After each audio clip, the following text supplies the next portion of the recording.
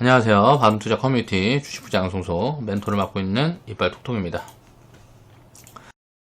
자, 오늘 이제 시황 얘기를 잠깐 이야기를 해보면, 어저께 우리는 이제 현금을 5% 정도 만들었고요. 자, 현금을 5%만 만든 이유에 대해서는 이제 회원분들한테 코멘트로 정리를 해드렸어요.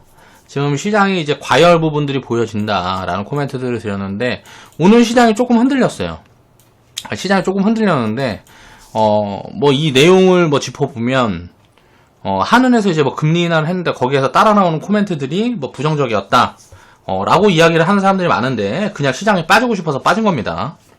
이런 이슈를 그냥 붙여서 이유로 들어서 빠진 거라고 생각을 하면 될 것 같고요. 여러 가지 요인들이 복합적으로 요인들이 있겠죠. 단기적으로 너무 많이 올라왔으니까. 조정도 한 번도 안 받고 올라왔으니까 팔고 싶은데 이런 트리거를 어떤 기다렸다라고 봐야 될 것 같고요. 이제 미중 문제라든가 지금 보면 전쟁 이슈라든가 여러 가지 노이즈들이 나오고 있죠. 이런 노이즈들이 하나도 반영을 하지 않다가 오늘은 좀 반영을 해줬다라고 보면 될 것 같고요. 반응을 해줬다라고 보면 될 것 같고, 이게 이제 추세적인 흐름이 될 것이냐는 좀 지켜봐야 될 것 같습니다. 그 부분들을 지켜보면서 이런 부분들을 정리를 해서 나중에 시장이 좀 조정이 진행이 되고 하면 그런 부분들을 찾아보고 추후에 이런 부분들 정리해서 시황방송 한번 정리를 해드릴게요. 자, 2020년도 5월 27일 수요일날 이제 제작을 했던 영상이고요. 바이오 산업의 미래 전망. 자, 바이오를 하는 거는 투기 상품이죠. 우리가 투자 측면에서 보면 투기 상품이 거의 확실하다고 보면 될 것 같아요. 우리가 가치를 기준으로 잡아서 투자를 해야 되는데, 자, 이 기준을 잡을 수 있는 그 가치라는 걸 기준으로 잡으려면 숫자라는 게 보여야 되는데 숫자를 보고 체크를 하는 거니까. 근데 이 숫자라는 거를 체크를 할 수가 없죠. 그러면 어때요? 자, 이게 기술이라는 거를 보고 이게 올라갈 거다 내려갈 거다 이 방향성, 변동성을 점치는 거잖아요. 그러니까 투기 상품이 맞아요. 다만 자, 이걸 투자 측면에서 봤을 때는 투기는 확실한데, 자, 리스크도 크고 리턴도 크죠. 올라갈 때는 자, 퍼포먼스가 굉장히 크고 리스크도 크단 말이에요. 자, 이거를 이제 확률적인 개념을 입혀서 자, 리스크를 감당할 수 있는 자, 시스템을 가지고 투기를 하면 돼요. 시스템 투기. 오늘은 그 부분에 대한 이야기를 한번 해볼 거예요. 바이오 산업은 이 헬스케어 산업 중에 이 바이오 산업에는 돈이 꼭 들어가야 되는 투기 상품이라고 생각합니다. 그러니까 이게 회사가 나중에 이제 이런 부분들이 돈이 그동안 이제 투자가 들어가고 뭐하고 하면 당연히 신약을 개발을 하든지 뭘 하든지 돈이 들어가겠죠. 임상도 해야 되고. 그런데 이런 부분들에 돈이 들어가지 않으면 어떻게 될까요? 사람들은 질병이라든가 이런 부분에 지금보다 훨씬 더 많이 고통을 받겠죠. 그래서 이런 산업의 육성이라는 거는 필수적으로 필요한 것 같아요. 그러니까 투기성이 있기 때문에 그런 부분들을 이제 제한을 하면서 운영을 하면 좋지만, 보통 많은 피해자를 양산을 하겠지만 또 반대로 초대박이 나는 사람들도 많이 나올 수 있는 섹터군이죠. 그렇게 생각을 하고, 자, 투기라는 걸 인정을 하고 시스템을 갖춰서 투기를 하자는 거죠. 그 부분에 대한 이야기를 해보겠습니다. 자, 안트로젠 103% 수익 인증 해주시는 분이 계셔서 그 부분에 대한 코멘트들을 살펴보겠습니다. 신나님이 수익 인증을 해주셨고요. 요즘에 갑자기 수익 인증 게시판에 아이디가 오랜만에 보여서 더 감사하고 더 축하드리는 마음으로 자, 화면으로 가져 나왔어요. 근데 이제 코멘트는 안 달아주시더라고요. 아무튼 인증해 주셔서 감사하고요. 매수 평균가가 33,000원, 매도 평균가가 67,400원. 자, 수익률은 100% 구간의 절반을 덜어두셨네요. 자, 평생투자님 같은 경우에는 하루에 4종목 100% 돌파. 축하드리고 감사합니다. 평생투자님은 종목을, 작은 규모는 좀 있으신 것 같은데 종목을 굉장히 잘게 쪼개서 운영을 하시는 분인 것 같아요. 자, 리스크를 좀 더 관리를 하고 계신다라고 보면 될 것 같고요. 자, 셔틀뱅크는 수익률 112%. 요거는 이제 추천이 안 나갔던 종목인데 이제 코멘트는 들어갔었던 기억이 있는 것 같아요. 그리고 안트로젠 같은 경우는 자, 100% 수익 인증 해주셨고, CIS 105%, ISC 104% 수익 인증 해주셨네요. 자, 코멘트를 보면요. 월요일, 화요일 낚시 갔다가 중간중간에 가끔 MTS로 보다가 ISC, CIS는 매도하고 오늘은 셔틀뱅크, 안트로젠 매도했습니다. 요즘 매일 100% 하나 이상씩 생겨서 기쁘네요. 제가 고기는 못 잡고 대신 잡은 골뱅이도 같이 올려봅니다. 골뱅이 대박입니다. 200마리 가량. 골뱅이로 또 대박 나셨네요. 자, 축하드립니다. 알찬나님, 진스님, 피오나님, 자, 10년후님, 원칙가요님, 여기에 태평성대님도 올려주신 것 같더라고요.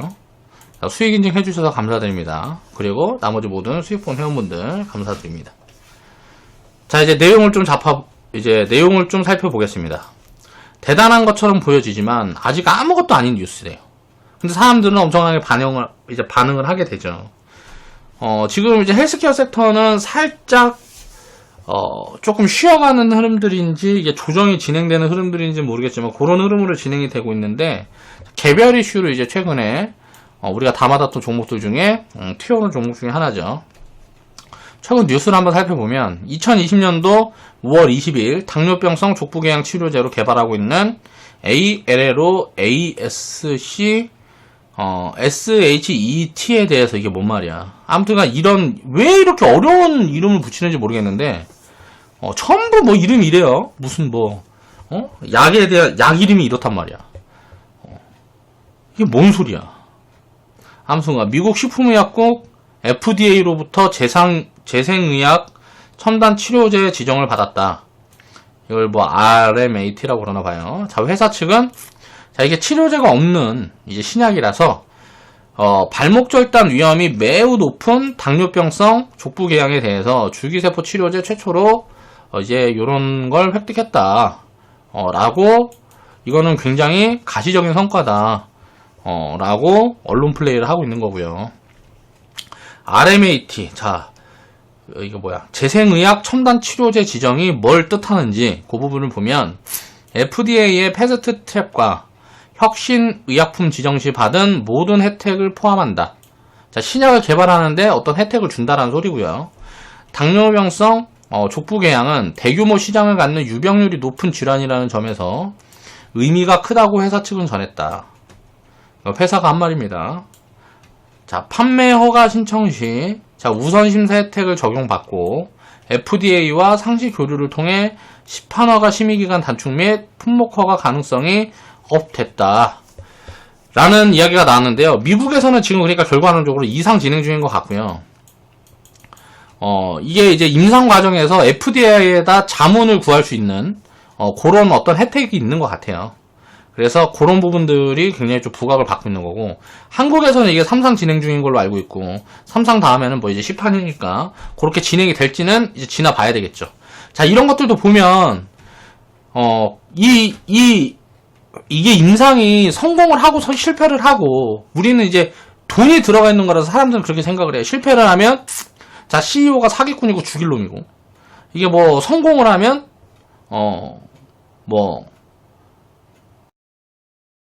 영웅이 되는 거고. 아무튼 이렇게 우리가 바라보면 안 된다라는 거죠. 이쪽 산업을. 이런 시도라는 게 있기 때문에 나중에는 질병이든 뭐든 이런 것들이 고쳐질 수 있는 거잖아요. 발목 절단 위험이 매우 높은 당뇨병성 족부궤양. 그러니까 당뇨병은 지금 이쪽 약들이 많이 나와야 되겠죠. 그래서 결국은 암이고 당뇨병이고 정복이 돼야 될 텐데, 이런 게 정복이 되려면 돈이 필요한 거니까 이런 데는 투자를 또 해주는 것도 의미가 있겠죠. 자, 보면 이제 제가 이제 추천을 드렸던 부분들은 이런 부분들이고, 100% 사인이 이제 나갔었습니다. 여기 나갔었는데 이게 수익이 나고 안 나고가 중요한 게 아니에요. 자, 바이오 같은 경우는 지금 보면 요 뉴스를 보면 이 주식을 갖고 있는 사람들은 흥분을 한단 말이에요. 뭔가 끝난 것 같고 약 나와갖고 대박일 것 같아요. 근데 우리가 이제 냉정하게 생각을 해볼 필요가 있단 말이에요.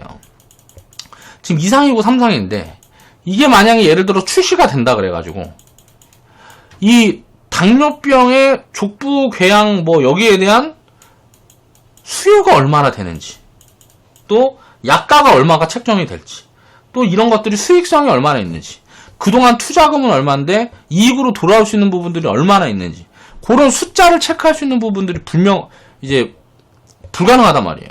쉽게 말하면 가치가 얼마인지를 모르는 거예요. 거기다 또 안트로젠이 하고 있는 임상이라든가 뭐 이런 것들이 요거 하나만 있는 것이 아닐 거 아니에요. 여러 가지들이 있겠죠. 여기서 또 돈을 벌어 딴 데다 투자를 하는데 그건 또 실패할지 성공할지 이런 것들을 알 수가 없다라는 거죠. 그럼 어떻게 될까요? 좋은 뉴스 나오면 쑥 갔다가 안 좋은 뉴스 나오면 쑥 꺼지고 이런 것들이 반복이 되겠죠. 그럼 이런 걸 예측하려고 그러면 되냐고요. 아까 이야기를 했던 것처럼 저는 항상 주식에서 변동성을 예측할 수가 없는 거라고 말씀을 드리는데 이런 것들은 예측할 수가 없단 말이에요. 그럼 그냥 골고루 진짜 리스크가 입혀졌다, 사람들 센티가 굉장히 안 좋다 생각할 때 골고루 편입을 해놓고 이렇게 수익을 챙겨가는 포지션들을 두면 확률적으로 이길 수 있는 확률들이 높다라는 거죠. 이제 그런 부분들에 대한 시스템이 필요하다는 거예요. 자, 신라젠, 코롱 티슈진 이런 사태들을 기억해야 된다는 거죠. 위험을 인지하고 투기를 하자는 거예요. 이건 투기예요, 무조건. 투기지만 필요한 투기라고 이야기를 했죠. 돈이 들어가야 되니까. 자, 신라젠 무슨 뭐 임원들 뭐 줄줄이 소환되고 뭐 CEO가 지금 구속수사 받고 있고 지금 상폐되게 좀 거래 정지돼 있죠. 이게 뭐 이제 횡령이라든가 뭐 등등 이 관련자들이 그런 이제 게이트를 조사하는 그런 과정 중에 있죠. 자, 이게 굉장히 흥했기 때문에 이런 상황들이 만들어지는 거예요. 펩400이라는 어떤 뭔가 뭐 완전관해가 나왔다 그래가지고 무슨 뭐 암이 나왔다, 뭐 수천 명 중에 2명 나왔다, 100명 중에 2명 나왔다, 대단한 것처럼 포장을 해서 막 이런 마케팅들을 많이 했단 말이에요. 근데 이 비슷한 관련된 약들을 하는데도 굉장히 많죠. 그러다가 이제 임상 실패 이야기 나오고 뭐 거의 뭐 깡통 난 수준으로 돼 있는데, 그러다 또 최근에는 코로나 이슈로 한번 또 쑥 올라가려는 것처럼 해서 마지막에 한번 더 꼬시고 거래 정지 돼 있죠. 자, 1만원 갈 수 있다. 제가 이제 10만원, 15만원 때 굉장히 욕을 많이 먹으면서 코멘트 드렸던 부분들이에요. 왜 이런 코멘트를 드렸을까요? 마음이 아파서, 개인적으로. 아, 나중에 내 눈에는 이거 잘못되면 그거 될 것 같아. 근데 이런 코멘트들이 되게 어려워. 왜? 성공할 수도 있는 거잖아요. 성공할 수도 있는 거니까 이런 거, 성공한다 그래가지고, 이게 얼만데? 이때 당시에 시가총액이 10조 막 이랬단 말이에요. 셀트리온 뭐 절반? 뭐 아무튼 시가총액 코스닥 3인가 그랬어요, 신라젠이. 근데 지금 보면 이제 뭐 제가 그때 코멘트가 이거 1만원 갈 수도 있다. 1만원 가도 지금 살 수 있을지 없을지 모르겠다. 막 이러면서 제가 이런 코멘트를 막 드렸었단 말이에요. 근데 결과가 보니까 어때요? 지금 거래 정지잖아요.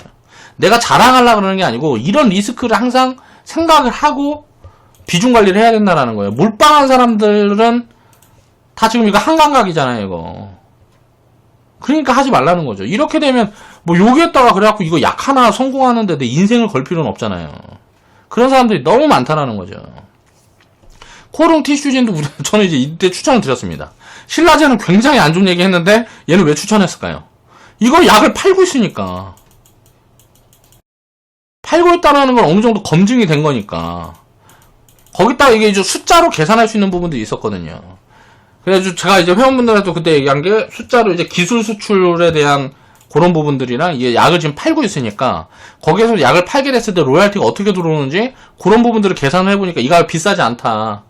더블 이상 갈 수 있을 것 같습니다 하고 추천을 드렸었거든요. 근데 결국은 보니까 갑자기 인보사가 뭐 어떻게 돼갖고 무슨 과거에는 뭐 아무튼간 뭐 이런저런 이슈로 인해서 거래 정지돼 버렸어요. 이것도. 그렇죠. 팔고 있던 약도 이렇게 돼버린다고. 상상도 못했던 일입니다. 이건 진짜. 근데 결국은 최근에는 이제 뭐 임상 3상을 다시 이제 뭐 미국에서 재개할 수 있다 이런 코멘트들이 나오고 뭐고 하면서 회생의 기미가 보이고 있지만, 자, 우리는 지금 마이너스 64%의 거래 정지된 중이에요. 그렇죠. 투자를 하다 보면 이런 건 결과예요. 그냥 받아들이는 거예요. 안트로젠. 자, 요때 이제 그 티슈진 사고, 저는 이제 줄기세포, 제가 가장 많이 회원분들한테 코멘트 드렸던 게, 그 뭐였지? 지금, 막 핫한 거. 시제 랩지노믹스 이런 게 뭐였더라? 유전자. 이 당시에 유전자 관련 기업도가 줄기세포 쪽을 굉장히 많이 이야기를 했어요. 왜 그랬냐면 이쪽이 전체적으로 움직인 게 많이 없었거든. 이때 당시에는 임상 기업들만 굉장히 많이 움직이고 뭐고 해서, 자, 후발주 움직이면 얘네들이 더 셀 거다라고 생각을 했던 거죠. 그런데 결국은 결과를 보니까 임상 실패 뭐 이런 얘기 나오면서 헬스케어 섹터가 초토화가 났죠, 아주. 안트로젠도 요 당시에 여기 어디에서 제가 추천 한번 드렸었습니다. 여기서 분위기가 이상합니다. 쇠합니다. 그러고 매도 사인을 낸 적이 있어요. 근데 이제 아직 물려있는 분들도 계시겠죠. 결국은 어때요? 야, 이게 지나고 보니까 티슈지는 거래 정지고, 신라젠도 거래 정지고, 이거는 그러니까 신라젠 티슈지는 거래 정지고, 안트로젠, HLB, 헬릭스미스는 일단 살아있어. 근데, 안트로젠을 보면 우리가 생각을 해보잔 말이에요. 지금 이제 여기에서 우리가 편입해서 여기에서 이제 절반 줄인 거잖아요. 자, 여기에서 이렇게 1000%, 1500% 올라왔던 구간하고 지금하고 뭐 다른 게 있어요? 이때랑 지금이랑 뭐 다른 게 있냐고. 다른 게 없잖아요. 근데 주가가 왜 이렇게 90%씩 작살나고 하냐고. 오히려 지금이 더 좋은 거잖아요. 이런 뉴스들이 나왔으니까. 그쵸? 그러면 무슨 말이에요? 자, 여기 고점 238,000원. 시장이 굉장히 좋다 그러면 코스닥 시장이 굉장히 좋고 헬스케어 쪽에 흐름이 좋으면 어떻게 될까요? 여기까지 다시 갈 수도 있는 거예요. 리턴이 굉장히 큰 거죠. 근데 회원분들이 편입가가 보면 자 3만원, 뭐 4만원, 그러니까 33,000원, 35,000원 뭐 이렇게 된다 그러면 자 여기까지 가버리면 어떻게 돼요? 500%에서 800% 나오는 거잖아요. 그렇죠? 그럼 2번, 3번 한 3, 400%는 챙길 수 있겠네. 이런 게 리턴이 크다라는 거예요. 안트로젠도 죽을 때 같이 죽잖아요. 신라젠하고 티슈진 죽을 때 얘는 상장 폐지만 안 된 거지 같이 망한 거지 뭐. 그렇죠? 이때 바이오기업도 다 같이 망한 거지 뭐. 센티가 안 좋아져 있으니까 야 내 것도 불안하니까 같이 던지는 거죠. 야 신라젠 요렇게 됐대. 야 티슈진 실패했대. 야 한미약품 기술소수 다 작살났대. HLB 실패했대. 헬릭스미스 실패했대. 뭐 강스텐 바이오텍 실패했대. 계속 실패 얘기만 나와. 그러니까 전부 다 작살난 거죠. 전체적으로. 이렇게 이 당시에는 굉장히 경계의 목소리를 많이 얘기를 했지만 제가 다 작살났을 때는 뭐라 그랬어요. 헬릭스미스도 저점 깨면 사보자. HLB 야 지금 캐치카우 보여진다. 이때는 아무것도 안 보여줬거든요. 이렇게 빠질 때 여기 위에서는 아무것도 안 보여줬어요. 그래서 신라젠이랑 똑같이 놓고 이거 굉장히 리스크한 거다. 그런 얘기를 제가 굉장히 많이 했습니다. 왜 그랬을까요? 모르겠어요 이게. 이 약을 중국에서는 근데 이것도 중국에선 팔고 있는데 이제 이게 위암 쪽에만 이제 엮여 있으니까 적응증이 확대가 되고 뭐 이런 부분들이 없으니까 파이가 중국 파이가 너무 큰 거야. 근데 시가총액을 보니까 너무 비싼 것 같은 거예요.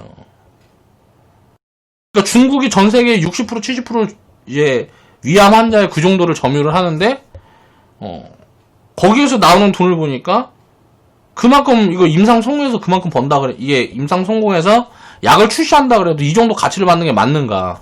라는 의문이 들기 시작하는 거죠. 지금은 근데 뭐가 달라졌을까요? 그때랑 상황이. 자, 이제 최근에는 캐시카우가 나왔어요. 그러니까, 중국은 실제로 약을, 시판을 해서, 환자들한테 적용을 하고 있습니다.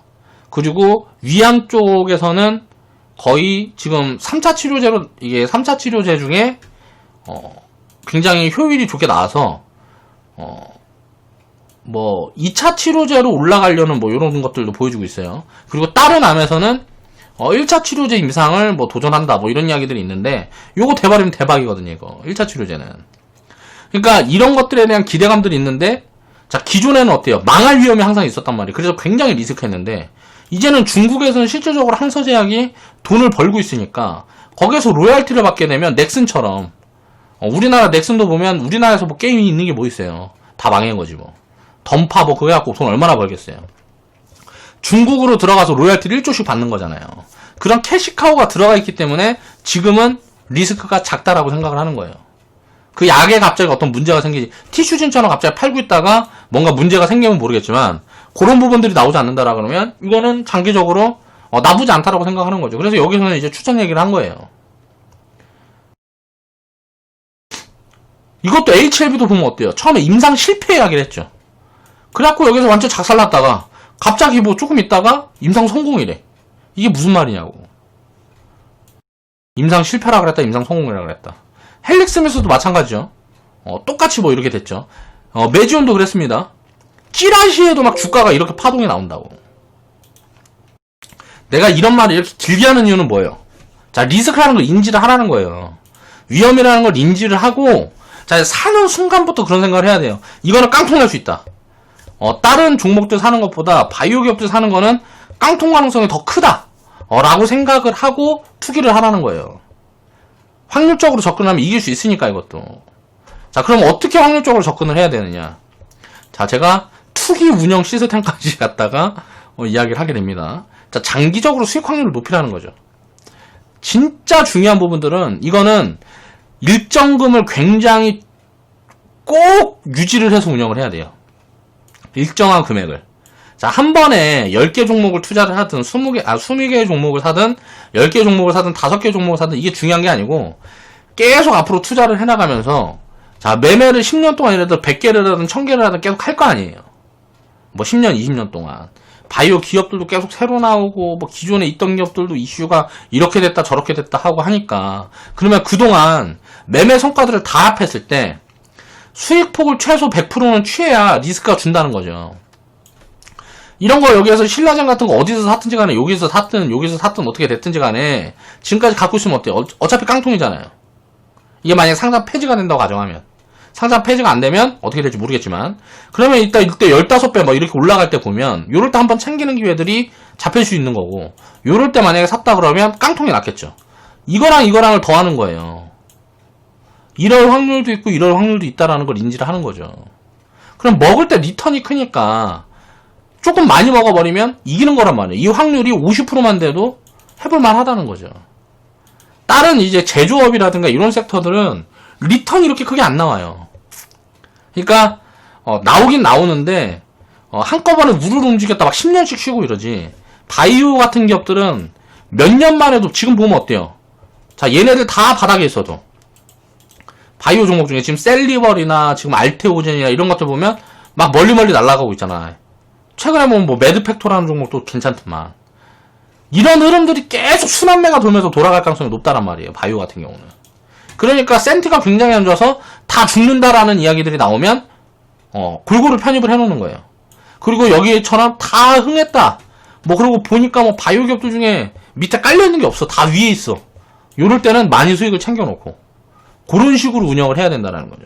다 죽는다 그러고 사람이 바이오야 그 큰일 난다 라고 이야기할 때 사는 거예요. 그리고 야 신라젠 안 갖고 있으면서 주식한다 그래 이런 얘기 나오면 많이 팔아야죠. 이런 것만 잘하면 장기적으로는 지지 않을 수 있다는 거예요. 그래서 수익폭을 이런 바이오 기업을 가지고 막 오버나잇 단타한다 그러면 수익 매매한다 그러면 미친놈이에요. 미친놈. 제가 볼 때는 최소 100%는 취해야 되는 거야. 이제 뭐 리밸런싱이라든가 이제 섹터별 비중 관리를 할 때는 뭐 조정 부분들이 있겠지만 이제 보통 보유를 하고 있으면 수익폭은 이 정도는 갖고 가야 이 확률 같은 부분들을 더하고 빼고 해볼 수가 있겠죠. 자, 기술과 임상 기대감에 기대지 말란 말이에요. 확률적 관점으로 접근하란 말이에요. 이거는 이슈가 있는 건 피해야 되는 거예요. 안투르젠 같은 거 지금 피해야 되는 거예요. 갖고 있는 자들의 영역이 이게 여기서 20만원이 가든 30만원이 가든 100만원이 가든 갖고 있는 자들의 영역인 거지. 이슈가 붙어있는 건 피하는 거예요.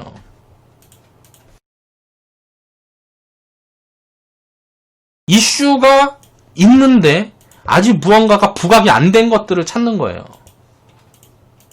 자, 요런 기업들을 가지고 투기를 할 때는 요렇게 하는 겁니다. 그냥 테마적인 관점을 입힐 수밖에 없단 말이에요. 왜 숫자가 안 보이니까 가치가 얼마인지 모르는 거야.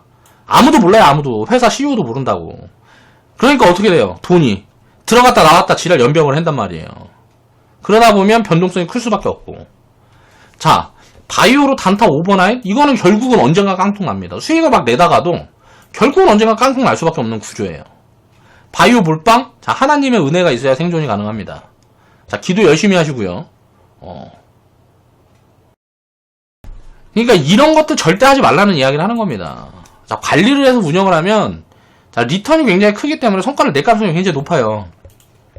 바이오 기업들이 상장 폐지 확률이 얼마나 될까요? 장기적으로 보면 한 50%는 될까? 50% 글쎄요. 아무튼간 상장 폐지가 되는 과정 중에도 신라젠도 보면 어때요? 자, 망가지는 과정 중에도 여기에서 한 100% 파동이 나왔어요. 그리고 여기에서 한 1500% 파동이 나왔단 말이에요. 그리고 지금 이제 망한다 그래도 망할지 안 망할지도 모르는 거죠, 사실 아직. 근데 망하는 과정에 보통 이런 파동들이 있단 말이에요. HLB 같은 경우는 이런 파동들이 1000% 파동만 3번인가 나왔어요. 지금 뭐 10수년 동안. 그리고 뭐 그러니까 이런 파동들이 여기서 보면 이것도 500%인가 1000%인가 뭐 이렇게 나왔죠. 여기서도 이렇게 나오고. 그쵸? 그러니까 이런 파동들이 망하는 과정에도 항상 있기 때문에 자, 상장 폐지 확률은 50%가 넘어가겠죠. 장기적으로 보면. 망하는 기업들이 더 많겠죠. 그렇지만 결국은 지나고 보면 살아남는 회사들이 있을 거고 그 기업들이 해주는 게 훨씬 더 클 수 있다. 그렇게 비중 관리를 하면 된다는 거죠. 그러니까 예를 들어 상장 폐지 50%를 두란 말이에요. 그냥 사는 순간부터 망할 수 있다라고 생각을 하고 사는 거예요. 바이오 기업들은. 자, 100% 200% 수익이 나는 게 40%만 나오고 300% 1000% 자, 이렇게 나오는 게 한 10% 정도만 나와도 내가 투자하는 비중에 10%가 아니고 이거 1% 5%만 나와도 안 진단 말이에요. 이거 평균해보면 안 진다고. 이렇게 되려고 그러면 중요한 건 자, 일정한 금액을 산출해서 운영을 해야 되겠죠. 그리고 헬스케어 중에 바이오만 이런 거지. 헬스케어 중에 숫자가 추적이 되는 기업들은 이렇게 할 필요 없죠. 그 숫자 보고 하면 되는 거고요. 그래서 바이오는 투기라고 생각을 딱 해놓고 최대 맥시멈 비중이 10%를 넘어가면 안 된다라고 생각을 해요. 그리고 바이오 기업들도 자, 미래를 보면 앞으로 2, 3년 후 보면 셀트리온 헬스케어처럼 이제 숫자가 보여지는 기업들이 상당히 많이 보여질 거라는 거예요. 뭐 기술 수출하는 기업들은 자, 한미약품처럼 자, 숫자가 보여지는 기업들이 많이 나올 것이고 자, 신약이라든가 이런 걸 하는 기업들도 뭐 셀트리온이라든가 뭐 SK바이오팜처럼 무언가 가시적인 성과를 내는 기업들이 2, 3년 후부터는 차츰차츰 나오기 시작할 거라는 거죠. 그러니까 이 전체 파이는 계속 이제 굴러가면서 이게 커질 수밖에 없기 때문에 이 파이는 커질 수밖에 없기 때문에 어떻게 돼요? 이게 파이가 커질 수밖에 없으니까 점점점 커질 수밖에 없으니까 요때부터 돈을 굴려갖고 이렇게 장기적으로 운영만 할 수 있으면 자산은 커질 수 있다는 거죠.